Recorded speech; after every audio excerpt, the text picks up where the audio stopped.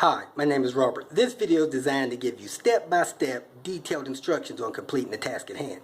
Please read the comments in the About section of this video. It has valuable information and updates. My YouTube channel has a disclaimer video that I encourage you to watch. And please like, share, and subscribe. I hope you found what you're looking for. Thank you very much for watching. I'm about to do the PCV system on the green machine, and I'm going to use this manufactured hose here that I made to replace the plastic hose. This is more rigid than the plastic hose and hopefully will never break, but we'll see how it goes on. Manufactured it the other day. There's a link in the About comments on how to manufacture one of those if you want to. Other than that, you can contact me. I could probably get you one made. But I normally can get these things done in about 2 hours and 15 minutes. Hopefully I can record this whole entire process so that you can see how I do it and get that done in that amount of time. This process is being done on a 98 turbo Volvo. It's quicker on the NA Volvo because you don't have certain things in the way. But let me go ahead and share with you what I do. First thing, you want to disconnect this hose from the air box. I'm going to put 7mm on that. Remove that turbo intake tube that goes down there. It has a 7mm down the other way. I'm going to get this stuff unhooked from the air box. Pull the air box up and out of the way. So I'm going to also pull this air scoop off. Let me go ahead and pull that air box out of the way and get that air intake tube off. I usually disconnect the battery and stow the wires or put a rag around them or something, because I don't want to hit a power lead down here when I'm getting this oil trap box off and you ground out an alternator or something like that. The clamp down here is normally positioned up. When it is, it's easy to get off, but this one doesn't seem to be positioned up. It seems to be positioned on an angle a little bit, so that makes it harder to reach. Let me get a wobble extension on it. I loosened it a little bit. I got it spun around where it should be. Now I should be able to get it loose a lot quicker, straight from the top of it.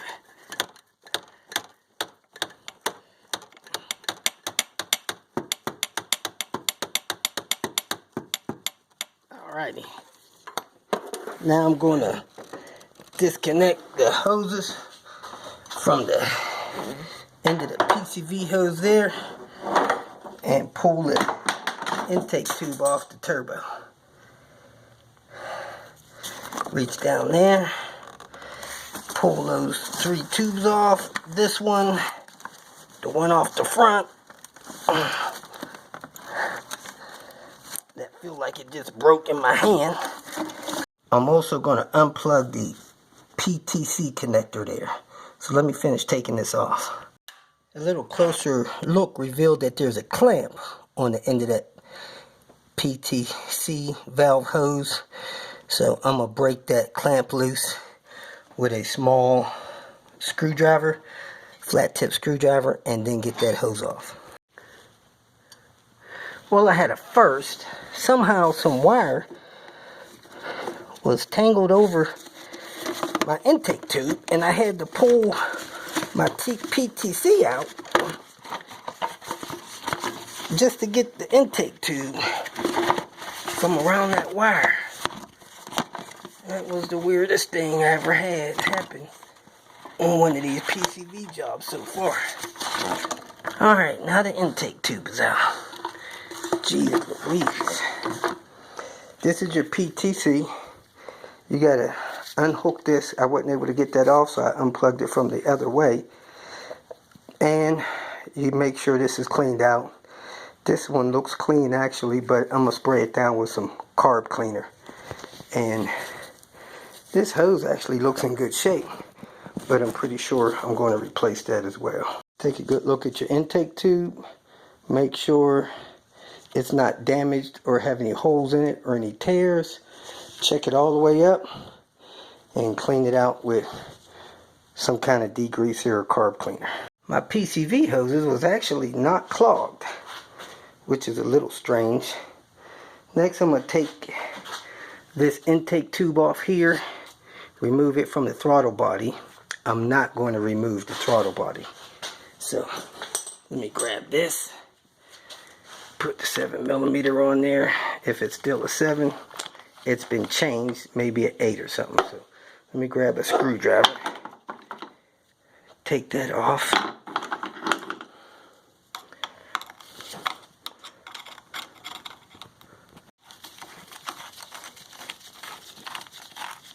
Somebody replaced the clamp on that, and somebody's replaced the clamp on this because it has 2 clamps together, which is kind of special.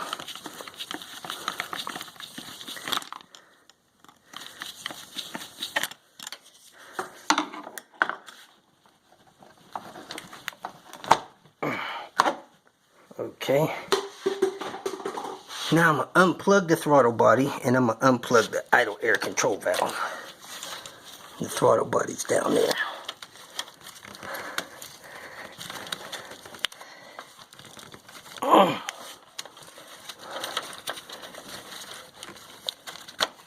Okay. Next, I'm going to take the fuel rail loose. I'm going to remove this cap, bleed the fuel pressure off, pull this up and off, and unbolt that. So to get this off, you just jerk it up and off. Unscrew this cap.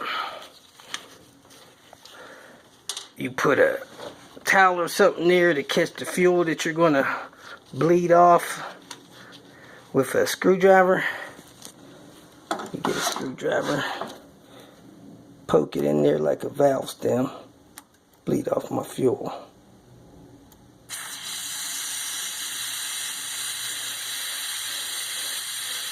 A lot of fuel pressure on there. Actually good.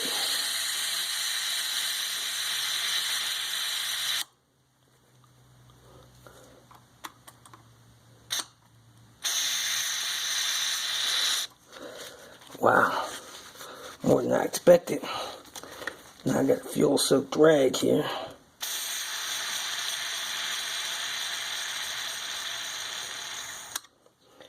After all that is bled off, I'm gonna get my wrench and put that on there.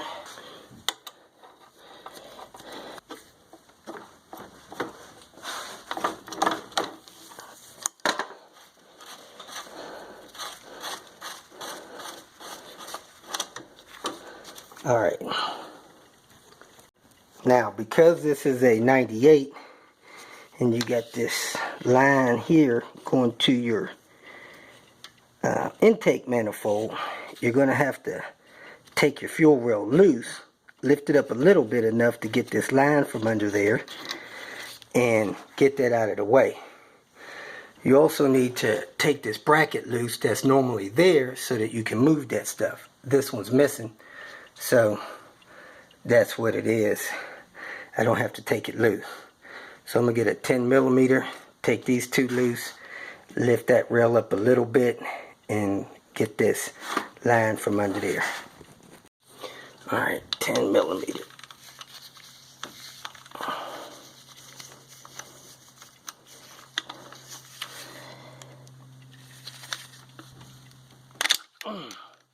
Man, that was tighter than I expected.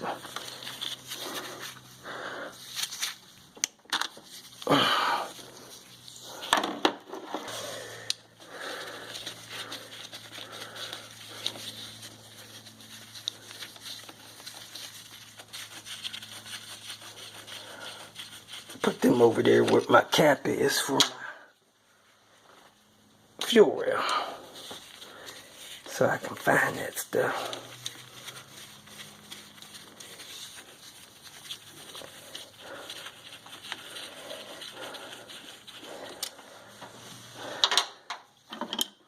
Alright, now I don't normally just pull on these fuel rails. I kind of massage them, try to get them up. If I can't get them up by massaging them, I pop them with some kind of wrench handle, and I need to get this vacuum line off of there. It's best to break those vacuums loose with a long needle nose or something, especially if you got one that has the hose ends on it. This one is broken, but it still does a halfway decent job. And I'm going to pull these other vacuums loose as well. So let me break all these vacuums loose so I can pull them out and get this one out of the way. Oh, that one actually has a clamp on it. So I'm going to get the needle nose, get down under there, pull that clamp up, then pull that vacuum line off. Because it is extremely important to get this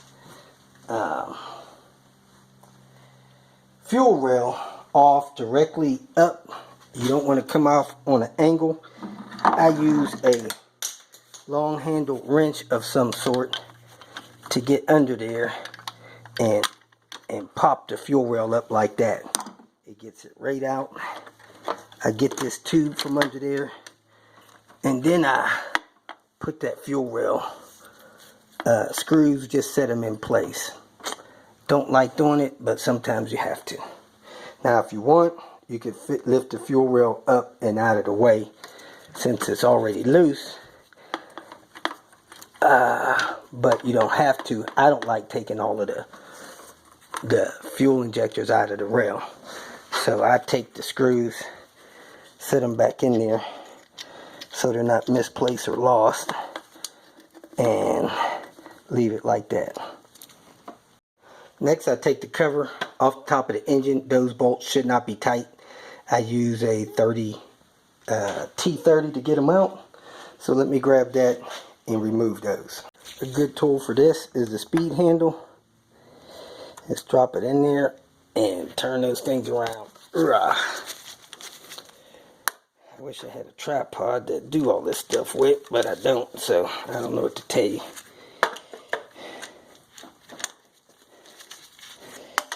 Maybe I'll redo this shaky video.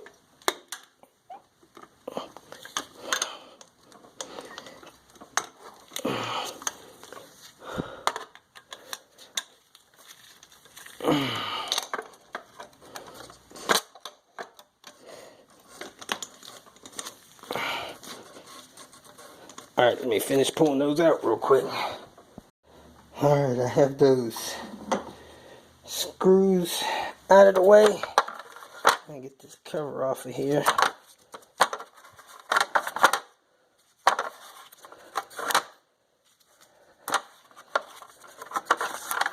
Challenging stuff with one hand, I tell you. And you can see all of the oil that's leaked under there. That clamp there is damaged. I don't know if somebody's ever done this before or not, but this hose is not rock hard, so somebody's done this before. Maybe they just didn't do it right. Anyway, you got to break that loose. I need to take the dipstick out. It's got a 12mm under that, and I need to take the bracket bolt loose. There's a 12mm under that. So what I've learned is, from the top, I put a 12mm on there and I break them loose. Of course, it's kind of opposite the way you would break them loose. So what I do is I put the wrench under there and I turn it clockwise to get those broke loose. And I do that from up top. So I squeeze my hand under there. Hopefully it's cool enough to do this now. I find the bolt, I break them loose and take them out. So let me do that with two hands. I have the dipstick bolt out. That's it there. So the dipstick can now be removed. But it turned out that somebody didn't put the bolt in the bracket. Next thing I need to do is remove the 10mm bolts from the intake manifold. I got to totally remove the 3 up top. And then I have to take loose all 4 along the bottom. I used that swivel to get all of them except this last one down here in the corner that people complain about. You can see it down there when you look. So I do remove this little corner tube here. Just get it out of the way. No reason for it to be there.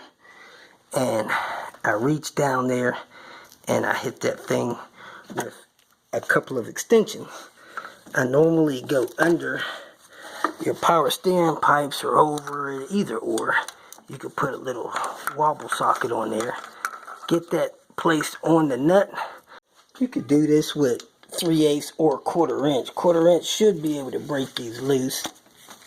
That was pretty loose. And you want to have a magnet close by so that you can pull those things out without dropping them.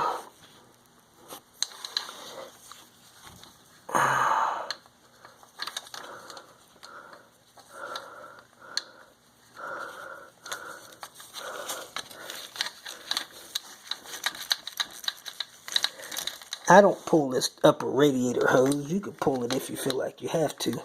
I just never feel the need to. That's one less thing I gotta fool with afterwards, is coolant. And the other one is behind this hose, so I'm gonna need 2 hands to do that. And I also need to do this one in this corner. 2 hands time.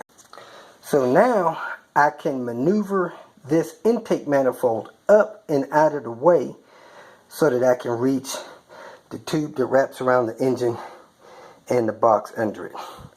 So you have to use 2 hands because I got to maneuver this over a little bit so that I can get those up and out of the way. While I was lifting the manifold up, I unplugged the tube from here, and that is this tube here. And as you can see, I dropped one of my intake manifold bolts, so I'm going to set it there. And now we have our oil box, and I have the manifold jacked up. Now I can reach under that and work with it, so I'm not moving that anymore.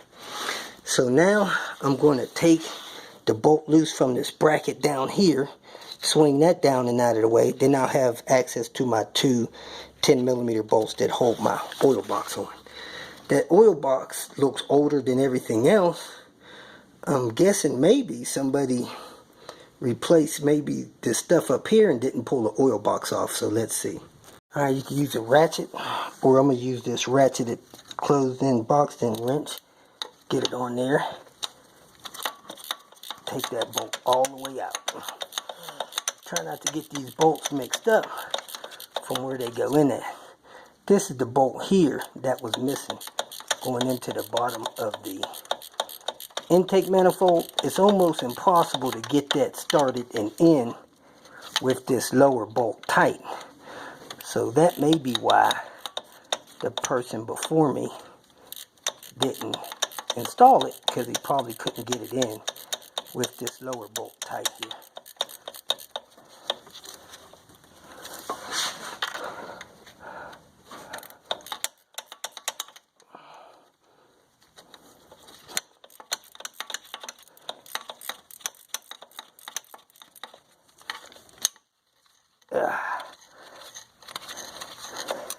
Alright, now I have access to my 2 10mm bolts that hold the oil box on the block. I'm also going to take these hoses loose from the top of the oil box. Alright, I got the 2 tubes off the top of the oil box. As you can see, there's some sludge in there. The intake manifold, or the intake and intake valve area, looks pretty clean. And I see some scarring on this head where it connects. I'm going to guess that this car has had a head gasket job at one time or another, and they probably broke that tube that wraps around when they did it. That's why this thing has a newer tube that wraps around, but they probably didn't pull the box off. So I'm going to break these 2 clamps loose here, being very careful of the knock sensor and that stuff there, then I'm going to remove that box. So let me get those two clamps loose. I have both bolts out of the oil trap box. Now I can pry the oil trap box off of the vehicle and check to see how clogged up these holes are. Now that has the original attachment there for the lower oil trap box port right there. I'm going to get a T25, take that loose, take those off, then inspect those holes and clean them out with a large zip tie. Alright, get this T25 on here and unscrew this thing.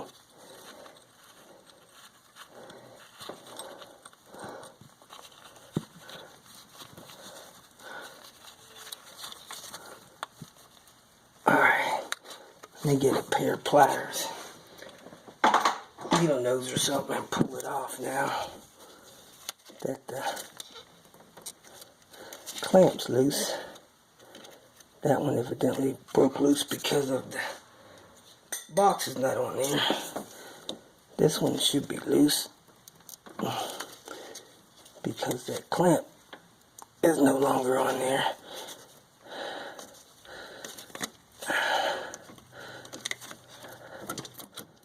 Alrighty, now it's time to inspect the ports. See how clogged up they are. That one's not real bad, and that one's not bad at all. But all you can see is to the bend. So let me get my zip tie, jam it down there, and start cleaning those up. To also check the box. See that the box seems pretty clean as well, so that's good. So you take a large long zip tie and you take the square end and you run it down these holes as far as they'll go. They'll take a turn right here and go down. So you do want them to go down. That goes down to the oil pan. You want to make sure that there's not a lot of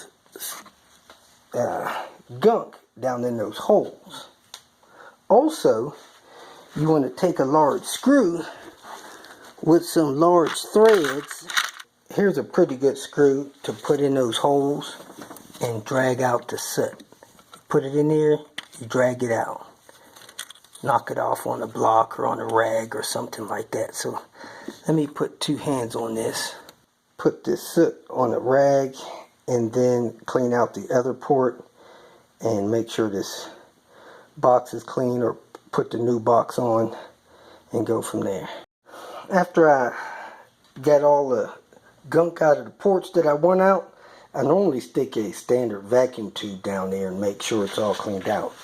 Alright, well let me go ahead and get the new parts, put them in place, put my manufactured hose around the engine, and start putting this back together. Since I manufactured the wraparound hose, I'm going to use it. I had to order all the other pieces that went along with it. The box, this, some clamps, the two hoses, and the hose that goes up top. Now, I don't see the hose that hooks on the end of that and goes on the tube, or that one. So I'm going to put a silicone on that end, and I'm going to try to use the other one that went on that end. Alright, I got the sleeve put on the block. I got this hose in place. I got that one already in place. I got that screw started. Now I'm going to get this screw started down here. I'm going to tighten up those 10mm bolts. Then I'm going to pull this tube down and put it in place. Alright, I got that clamp tight, that one tight, that one tight. Those two bolts in. Now I'm going to bring down the wraparound tube and connect it. Alright, I put a zip tie on the tube that connects to the copper just to kind of hold it snug in place. And now I'm going to start the bolt in that lower bracket. I'm going to find the silicone that I'm going to put on there. And then I'm going to lower the intake manifold back in place after I pull those bolts, put a new intake gasket on there. Alright, I have a new intake manifold gasket in place. I have the 4 lower bolts in place for it to hang on. Now I'm going to lower it in place. I'm going to thread this through the second hole, and I'm going to hook it on and connect this while I'm going down to this here. I had to cut some of that copper tube off of this end. It was too long to get that elbow hooked up properly. So, looks like 3/4 of an inch I had to cut off of there. At any rate, I lowered the manifold down in place, reached my hand back there, got that hooked up. I got the 3 bolts started by hand with this. I'm going to snug all the bolts down and then torque them down. I would say about 7 foot-pounds would be good. When you tighten that last bolt down there, take a close look at your new tube. Make sure it's not touching your throttle body, and your throttle body's closing all the way. You don't want to start your car up and that be pushing on your throttle body and you have high RPMs. Next, I'm going to reach down here and put my dipstick tube back in with this bolt, and I'm going to see if I have another bolt to match it to put that bracket back in place. When I get those 2 bolts in the bottom of the manifold, I'll then tighten the bracket against the engine block as well while I'm down there, 12 millimeter. I do have one of those bolts. It's a little longer, which I think is proper. Maybe a little bit longer than it should be, but nonetheless, I'm going to see if that'll bolt up and secure that bracket. At the bolts under the intake manifold tightened, I put this vacuum tube on here, the one there, the one down below, and now I'm going to put this one on here because I threaded that back under the fuel rail, massage the fuel injectors back into the intake manifold, and secured those 2 bolts. So let me hook up this line there, and that's the way that clip goes there, and then I'll clean up the top of the engine and hook this tube up here. Alright, I'm running out of time, but I got the top hose on and secure. I got the fuel rail guard in place. If I had this bracket, I'd put that on right there. I'll get one from the salvage yard. Now I'm going to put this cover back on, make sure the intake tube is in place and secure, and set this oil cap on. I cleaned all that oil up with these oil eater absorbent pads. They do a heck of a job, the pads and the screwdriver, of getting all that oil out of there. There was a lot of oil up there. I'm a little low on oil, but it's time to do the glove test since I got the PCV done in the oil change. I still have some crankcase pressure, a little bit. Get this glove on here. This hose over here on the driver's side is leaking, so I need to fix that. That's probably why my glove is raising. So let me fix this oil level, fix that leak, and I should be done. Alright, I got this intake tube installed, this back up, battery connected. I had to fix the vacuum line down there that was torn open. I'm going to do another glove test. Okay, now that I fixed that vacuum line, the glove is no longer blowing up, actually trying to suck in a little bit, so I'm good to go on the PCV. If you feel that this information was useful, please like it and share it with your social media friends. You can subscribe to my channel so that you will get notifications of future videos that I post. You can follow me on Twitter, and if you need to contact me directly, please visit my website. And if you have any questions, leave them below, and someone or myself will reply to them. Again, thank you very much for watching.